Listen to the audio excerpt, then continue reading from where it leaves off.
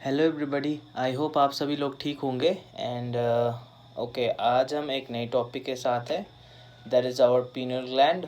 Okay, तो pineal gland को हम एक दूसरे नाम से भी जानते हैं, बहुत ही फेमस। पीनल ग्लैंड को हम थर्ड आई भी बोलते हैं, ठीक है। थर्ड आई जो हम स्टोरीज में सुनते आ रहे हैं ना, थर्ड आई, तीसरी आंख बोलते हैं, right. That is your penal gland. Okay, तो पीनल ग्लैंड भी एक एंडोक्राइन ग्लैंड है।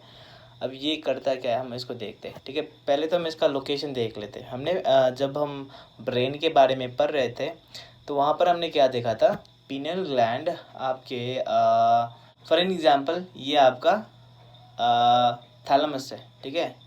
This is your thalamus. Penal gland होंगे आपके रूफ में, राइट। रूफ में आपके डायनसेफेलॉन के रूफ में क्या होता है, हमने देखा था इपीथैलेमस, राइट। और इपीथैलेमस में ही होता है आपका पीनल ग्लैंड, ठीक है। और आपके नीचे होता था आपका हाइपोथैलेमस, राइट, जो कि हमने देख लिया। अगर आप लोगों ने नहीं देखा है तो प्लीज़ जाकर देखिए, हाइपोथैलेमस, ठीक है। और हमने एक चीज़ भी देखा था जब हम ब्रेन के बारे में देख रहे थे, वेंट्रिकल, राइट। ये जो आपके मिड में है इसको हम बोल रहे थे मिड वेंट्रिकल, राइट। और इसके लेटरल साइड में भी दो वेंट्रिकल होंगे, उनको हम बोल रहे थे first ventricle and second ventricle. और जो आपके ब्रेन स्टीम से होकर नीचे जा रहा था और फिर सेरिब्रम के पास में हमें ऐसा एक स्ट्रक्चर मिला, मतलब हमने देखा था, right. That was your fourth ventricle. ये है आपका थर्ड वेंट्रिकल, इसको फर्स्ट सेकंड, ठीक है, वेंट्रिकल। तो कई सारे बुक्स में आपको ये भी मिलेगा कि पीनल ग्लैंड कहाँ पर होता है, थर्ड वेंट्रिकल में। तो थर्ड वेंट्रिकल में ही तो होता है आपका डायनसेफेलॉन, ये, ठीक है। तो कंफ्यूज मत हो ना। तो हमने अभी देखा कि पीनल ग्लैंड कहाँ पर होता है, आपके डायनसेफेलॉन के थैलेमस के, मतलब इपीथैलेमस में होता है, ठीक है। और पीनल ग्लैंड को हम एक और नाम से जानते हैं, दैट इज योर इपीफाइसिस, ठीक है। पीनल ग्लैंड को हम इपीफाइसिस भी बोलते हैं। ओके, अब इन केस ऑफ ह्यूमन आपके पीनल ग्लैंड कहाँ पर होता है। पीनल ग्लैंड आपके इसमें होता है ब्रेन में, राइट। ब्रेन के बहुत ही बीच वाले भाग में, डायनसेफेलॉन में, राइट। क्योंकि डायनसेफेलॉन दो सेरेब्रम के बीच में सबमर्ज्ड होता है, राइट। और हमें ये पता है कि ब्रेन को एक बोनी स्ट्रक्चर, मतलब एक बोन कवर करके रखता है, राइट, प्रोटेक्शन के लिए, स्कल, ठीक है ना। तो ये था आपके ह्यूमन के केस में। पर एम्फीबियंस के केस में क्या होता है, एम्फीबियंस के केस में आपके जो पीनल ग्लैंड है, ये पीनल ग्लैंड आपके स्किन्स में होते हैं, ठीक है। स्किन्स में पीनल ग्लैंड, मतलब स्किन लिख देते हैं यहाँ पर एम्फीबियंस में। और बर्ड्स में आपके बर्ड्स एंड कई सारे रेप्टाइल्स पे ना आपके कहाँ पर होते हैं पीनल ग्लैंड, ब्रेन में ही होता है, ठीक है। पर देखिए पीनल ग्लैंड, एक चीज़ मैं आप लोगों को बता दूं, पीनल ग्लैंड किसको सेंस करता है, पीनल ग्लैंड मेनली सेंस करता है लाइट को सेंस कर पाता है पीनल ग्लैंड, ठीक है। तो देखिए अब ह्यूमन में आपके पीनल ग्लैंड होता है ब्रेन के बीचों बीच, तो वहाँ पर तो लाइट का कोई नामो निशान नहीं है, राइट। पर आपके बर्ड के केस में क्या होता है पीनल ग्लैंड ब्रेन में ही है। पर बर्ड और रेप्टाइल, कई सारे रेप्टाइल्स में ना उनके स्कल में एक छेद सा होता है, ठीक है। उसको हम थर्ड आई होल भी बोलते, पीनल आई होल, ऐसा कुछ बोलते हैं, ठीक है। तो उनको लाइट कहाँ से मिल रहा है, सीधा स्कल से मिल रहा है। पर ह्यूमन के केस में क्या होता है, पीनल ग्लैंड आपके ब्रेन के बीच में, मतलब एक हेड के बहुत ही अंदर, वहाँ पर तो लाइट नहीं जा सकता। तो पीनल ग्लैंड आपके ह्यूमन के केस में ऑप्टिक नर्व से कनेक्टेड होता है, ठीक है। डायरेक्टली नहीं, इनडायरेक्टली ऑप्टिक नर्व से कनेक्टेड होता है, उसको हम देखेंगे आगे, ठीक है, किस तरीके से। तो एंड हमने ये देखा कि आपके स्किन एम्फीबियंस, कई सारे फिशेस में, एम्फीबियंस में स्किन्स में लगे होते हैं पीनल ग्लैंड, ठीक है। तो सभी को मिलाकर हम ये बोल सकते हैं कि हाँ, पीनल ग्लैंड लाइट को सेंस करता है, ठीक है। चलो आगे देखते हैं। ओके, देखिए एक बात यहाँ पर हमें देखना है, जो पीनल ग्लैंड क्या आपका करता क्या है, उसका वहाँ पर होना क्यों इतना ज़रूरी है, ठीक है। एक हम टर्म को समझ लेते हैं, that is your biological clock. Biological clock मतलब सर्केडियन रिदम भी बोलते हैं, राइट। तो ये क्या करता है, ये ना आपके ब्रेन में ही, ह्यूमन की बात कर रहे हैं हम अभी, ठीक है। ब्रेन में ही आपके कई सारे नर्व्स के गुच्छे होते हैं। अराउंड, मैंने यहाँ पर दिखाया आप लोगों को, अराउंड 50,000 नर्व्स के गुच्छे होते हैं, ठीक है, अप्रॉक्सीमेटली। ये आपके हाइपोथैलेमस थैलेमस में होता है, ठीक है। और इनको हम बोलते हैं सुप्रा काइस्मेटिक न्यूक्लियस, जिसको हम बायोलॉजिकल क्लॉक भी बोलते हैं, ठीक है ना।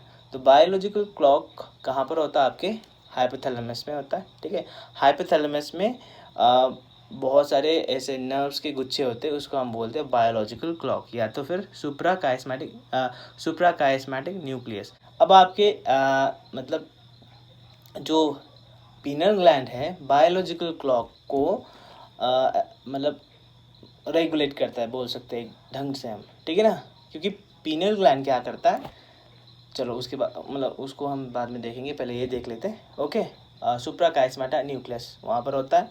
अब एक और टर्म है, that is your superior cervical ganglion. ये बहुत सारे नर्व्स के गुच्छे ही है ये भी, पर ये कहाँ पर है, आपके स्पाइनल कॉर्ड में, ठीक है।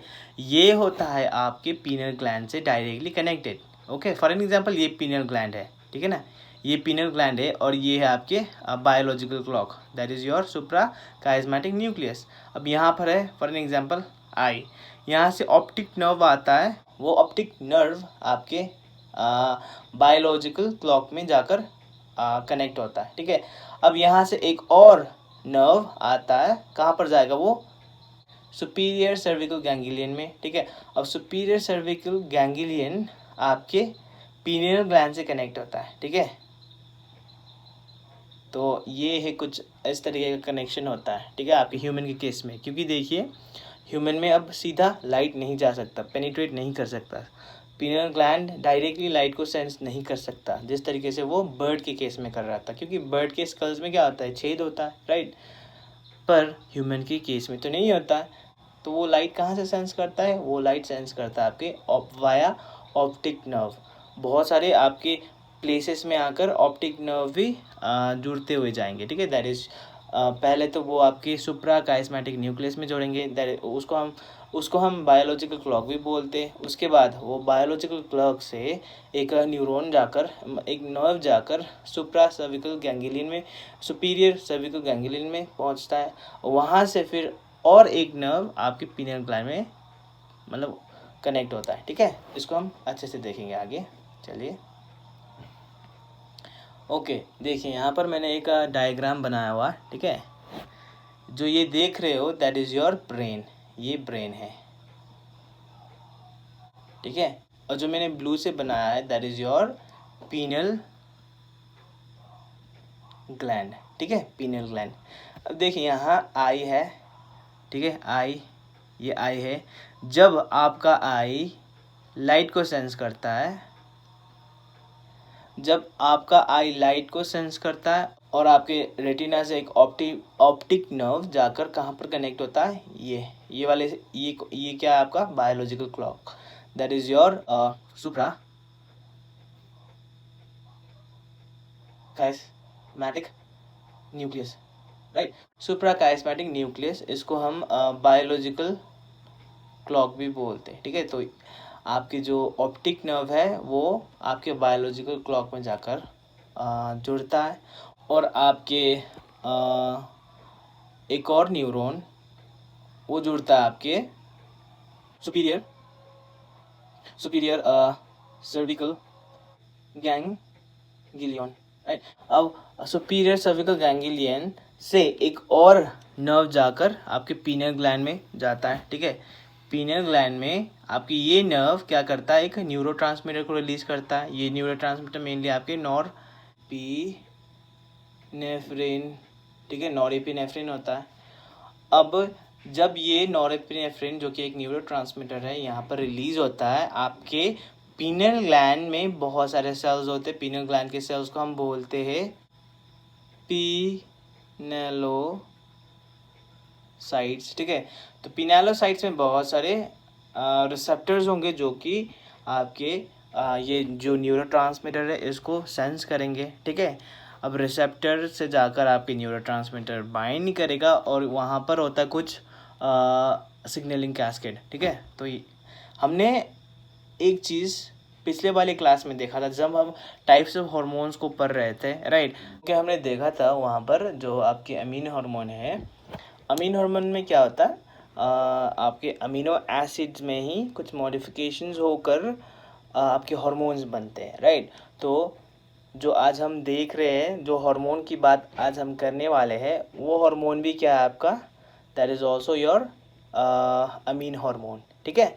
तो यहाँ पर क्या होता है, आपके पिनेलोसाइट्स पर उन पर ना कुछ अमीनो एसिड, मतलब that is your mainly tryptophan, okay. Tryptophan, ठीक है ना। ट्रिप्टोफैन अमीनो एसिड पर मॉडिफिकेशंस होते हैं और उसके बाद ये क्या बनाता है, हार्मोन बनाता है, पिनेलोसाइट्स हार्मोन बनाता है, दैट इज़ योर मेलाटोनिन, ठीक है। चलो इसको हम डिटेल में देखेंगे। देखिए यहाँ पर मैंने दिखाया आप लोगों को, दिस इज़ योर एक सेल, मैंने रिसेप्टर यहाँ पर दिखाया, ठीक है। तो ये रिसेप्टर आपके पिनेलोसाइट्स पर है। तो जब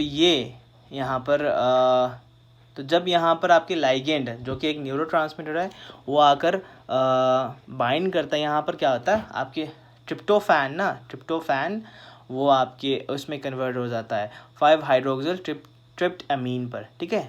5 हाइड्रोक्सी ट्रिप्ट अमीन पर कन्वर्ट हो जाता है।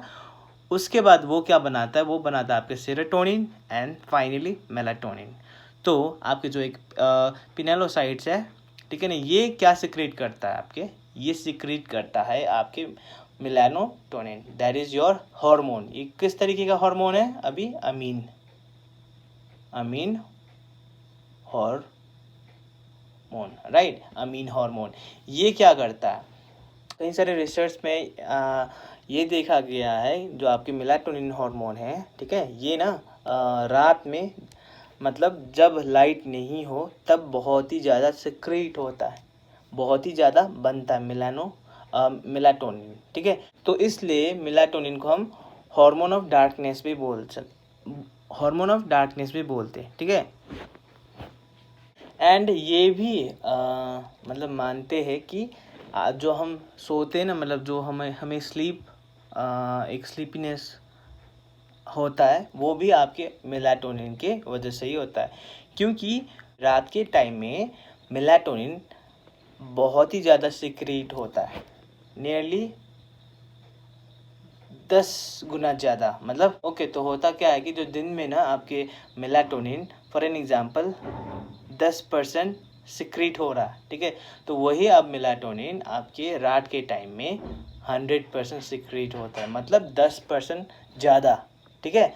तो इसीलिए हम इसको, ये हार्मोन को, मेलाटोनिन को हार्मोन ऑफ डार्कनेस भी बोलते हैं। और हम ये मान के चलते हैं कि हाँ, this is the main cause of your sleep, ठीक है, स्लीपनेस, ठीक है ना। एंड इसके अलावा ना मेलाटोनिन बहुत ही अच्छा एक पोटेंट बोल सकते हैं हम, पोटेंट एंटी ऑक्सीडेंट, ठीक है,